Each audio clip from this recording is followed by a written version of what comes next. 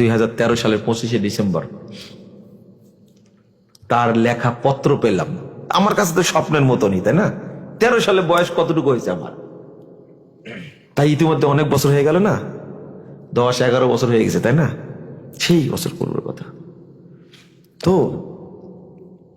আপনি আশ্চর্য হবেন, স্বাক্ষরিত পত্র পেলাম। আর 14 সালে 7 নভেম্বর আমি আবার গেলাম ওই একই সুন্নাত পালনের জন্য। তখন তো বিএনপি সরকার ছিল, তাই না? 14 সালে 7 নভেম্বর বিএনপি সরকার ছিল না? হট, ভুল করছেন কেন? আওয়ামী লীগ সরকারকে আহলে হাদিসে গ্রেফতার করবে? হ্যাঁ, বুঝেন বুঝেন। তাহলে 7 নভেম্বর, এটা 2014 সালে 7 নভেম্বর খালেদা জিয়া প্রধানমন্ত্রী ছিলেন তখন। সেই সময় আমাকে জেলখানায় ঢোকা দিল, খালেদা জিয়াই ছিল। আপনি ভুল করছেন, আমি ভুল করিনি। কিন্তু আহলে হাদিসদের জেল খাটায় কারা?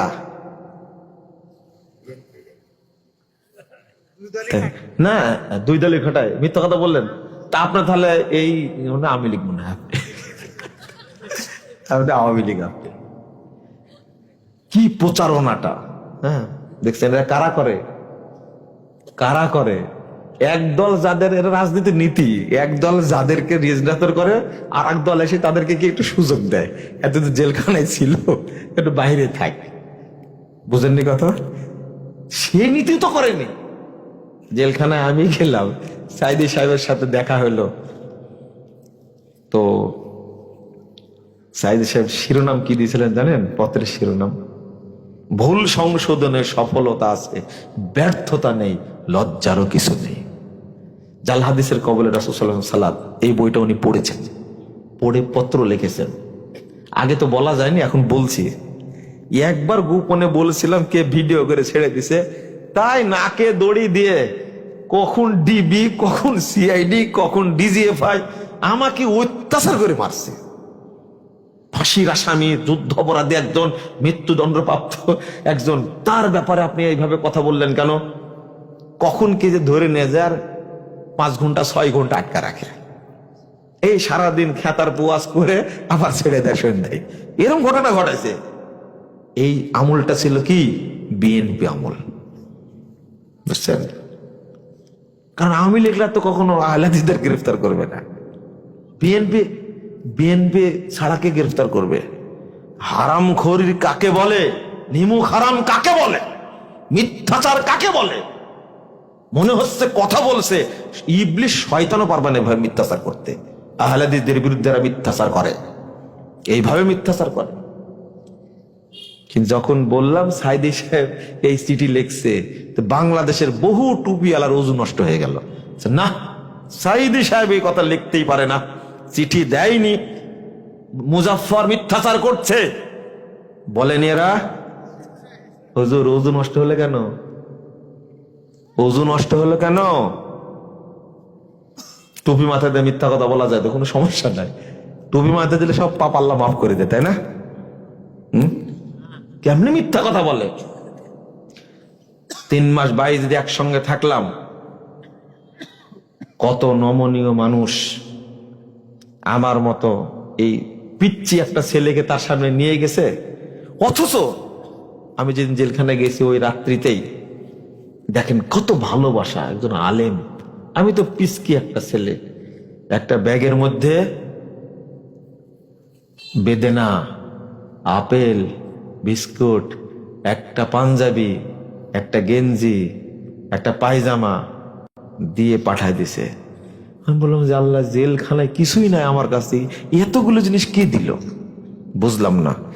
কিন্তু দেখি আরবিতে লিখে দিয়েছেন, বেটা হাদিয়াতু মিন সাইদি, বুঝছেন?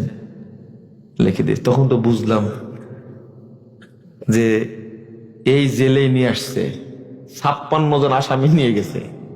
কয়জন? ঢাকা জেল থেকে 55 জনকে দিয়েছে 2 জেলখানায়, আর আমাকে শুধু একা দিয়েছে কাশিমপুর 1 কারাগারে। ওখানে সাইদি সাহেব আছেন। পরের দিন একবার নিতে পাঠাইছে দেখার সাক্ষাতের জন্য। তাই ওনার কাছে গেলাম, সালাম দিলাম, তো হাঁটছেনি, খেয়াল করেননি। তখন যে ছেলেটা নিয়ে গেছে বলছে, স্যার ইনি হলেন মুজাফফর বিন মহসিন। ঘুরে দৌড় দিয়েছে, জোরে ধরে বলছে, আরে আমি তো মনে করেছি 60-70 বছরের মানুষ। বুঝতে পারেন জিনিসটা। আরে কতবার যে কপালে চুমু দিলেন, এই আদর, এই স্নেহ জীবনে ভুলতে পারবো না। ঠান্ডা একটু, এই যে নভেম্বর মাস না, সম্ভবত 22শে নভেম্বর ছিল এটা দিন, ওনার মাফলাটা খুলে আমার গলায় জড়িয়ে দিলেন, বাবা তোমার ঠান্ডা লাগছে। অথচ আমি তরুণ মানুষ, উনি হলেন কি 80 বছরের বুড়া মানুষ।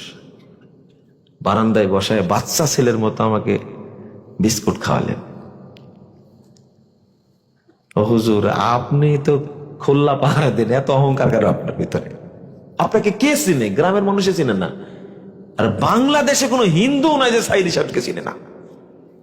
আন্তর্জাতিক একজন মানুষ, তার কাছে দেখছি মানুষটা কেমন। যতদিন ছিলাম একটা জিনিস নেননি, তার সন্তানদের কাছ থেকে ডবল নিয়েছেন। পাঞ্জাবি নিলে ডবল নিয়েছে, কোট নিলে ডবল নিয়েছে, সুইটার নিলে ডবল নিয়েছে।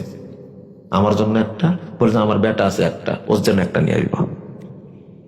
আর আপনি, এত অহংকার আপনার ভিতরে, শুধু চিঠিটাই আপনি লোড নিতে পারলেন না, তাই না? শুধু এই শিরোনামটা একটা বিপ্লব, বিপ্লব। আরো যে কথা হয়েছে সে তো বলতে পারছে না, এটা আল্লাহর সামনে বলবো ইনশাল্লাহ। বলি, এই শিরোনাম একদিন বিপ্লব ঘটবে, মানুষ বুঝবে একদিন মানুষের ভুল হয়। ভাষাটা কি বড় করে লেখছে, ভুল সংশোধনের সফলতা আছে, ব্যর্থতা নেই, লজ্জারও কিছু নেই। সারা বাংলাদেশের মানুষকে আহ্বান জানাইছে। আরো যে কাজগুলো করেছেন জেলখানে বসে থেকে, এটা তো আরো হতবাক, যেটা আমি কোনোদিনই করতে পারিনি, ভবিষ্যতে পারবো না। আমাকে হায়াত যদি আল্লাহ 100 বছর দেয় তাও পারবো না, যে কাজটা উনি করেছেন এই সালাত সংশোধনের জন্য। আর বেটা, তুমি এত মিথ্যাচার করলে শরম লজ্জা আছে কি? হ্যাঁ, এই মিথ্যাচার করে লাভ কি? কি লাভ, কি পাওয়া যায় এখানে? ওই জন্যই বললাম, 92 বছর বয়স হয়ে গেছে, এখন পর্যন্ত কি আল্লাহকে চিনেনি, আল্লাহকে চিনেনি, ওযুই করতে জানে না, পেশাবই করতে জানে না এখন পর্যন্ত। তাহলে এই মুসলিম দিয়ে কি, এই দাবিদার হয়ে কি হবে? লাভটা কি হবে? সালাতের ওয়াজ কি এমনি করি? কেন করি? আগে তো বুঝিনি অতটা, এখন তো বুঝি। একসঙ্গে ঘুরছি, হাঁটছি, মাঝে মাঝে ঘুরে দাঁড়ায় বলে, বুকে হাত দিয়ে বলে, বাবা দোয়া করো আল্লাহ যেন আমার 2 রাকাত নামাজ কবুল করে। আমি বলতাম যে না না না না, আমি দোয়া করি আল্লাহ আপনার সব ইবাদত দিয়ে কবুল করো। কথা বুঝতে পারলেন? তুমি না না না, 2 রাকাত যেন কবুল হয়, এই দোয়া করলেই হবে, সব ইবাদত দরকার নাই। তখন তো আমি বুঝিনি। আমি যদি বুঝতাম তখন হাদিসটা, তাহলে বলতাম আচ্ছা কবুলই করুক 2 রাকাত। রাসূল সাল্লাল্লাহু আলাইহি ওয়াসাল্লাম বলছেন, আউয়ালু মা ইউসালুল আবদু ওয়া ইউহাসাবু বিহি সালাতু। কাল কিয়ামতের মাঠে বান্দাকে প্রথম জিজ্ঞেস করা হবে সালাতের ব্যাপারে, তাকে হিসাব নেওয়া হবে।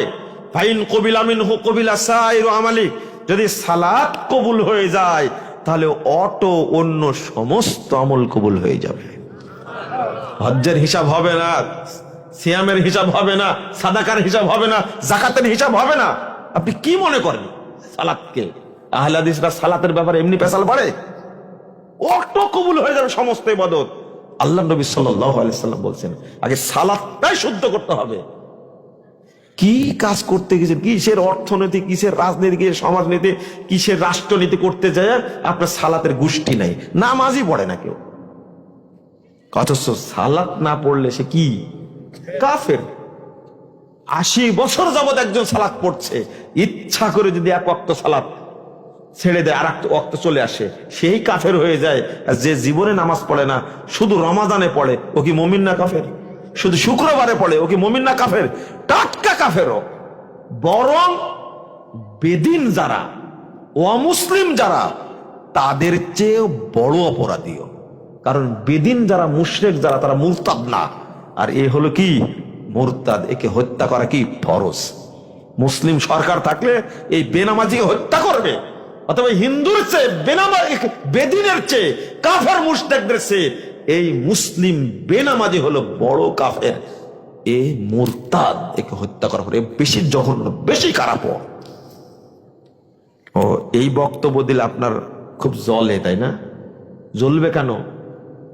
আপনি মনে রাখবেন কথাটা, সালাত আগে শুদ্ধ করতে হবে। আগে 1 নম্বর কি আকীদা, 1 নম্বর কি আকীদা, মানহাজের জ্ঞান অর্জন করা 1 নম্বরে ফরজ। 2 নম্বরে সালাত শুদ্ধ করা কি ফরজ, ফরজ দায়িত্ব, এটা আপনাকে করতেই হবে, করতেই হবে। অথচ সালাত পড়ি, সালাত সব কি হয়ে যাচ্ছে, বাতিল হয়ে যাচ্ছে, সালাত বাতিল হয়ে যাচ্ছে। আপনি বুঝতেই পারছেন না। এতগুলো হাদিস অনুবাদ করলাম, আপনার মধ্যে কিছু কি ঢুকেছে? আপনি কি কিছু বুঝতে পেরেছেন? আপনি সালাত আমাকে শুদ্ধ করে আদায় করতে হবে, এই জ্ঞানটা এখনো আসেনি। সালাত পড়লেই হয় না, কারণ বহু মানুষ সালাত পড়ছে, তাদের মধ্যে কি নাই, কি নাই, ঈমান নাই। আবার সুন্দর পলিসি তৈরি করেছে। কি পলিসি জানেন? যেমন শিরিক তো করেন, মাজার পূজা করেন। বাংলাদেশের অধিকাংশ মানুষ পীরের মুরিদ না, এরা মুশরিক। এরা কি?